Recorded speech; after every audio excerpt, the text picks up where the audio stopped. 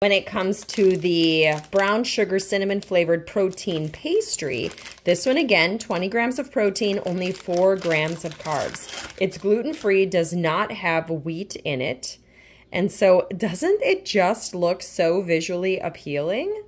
And it's soft, like when you go to split it, it's nice and soft. It did recommend you could nuke these in the microwave for about 10 seconds. I actually put mine in the freezer as I kind of prefer them more cold. And then I love them with a cup of coffee. So here's what it looks like on the inside. Taste test, again, just remember it doesn't have wheat in it, so it's not going to taste like a traditional toaster pastry, but it tastes really good. And the fact that it has that 20 grams of protein, it's definitely becoming a favorite in our household for that extra protein and that gluten-free. As far as the toaster pastry, nice and soft and chewy. You can taste the icing, you can taste the brown sugar in there. So I will definitely be reordering this again. And like I said, my teenager right before a baseball game has been grabbing these and going with them for that extra protein and that snack while he's at his baseball games.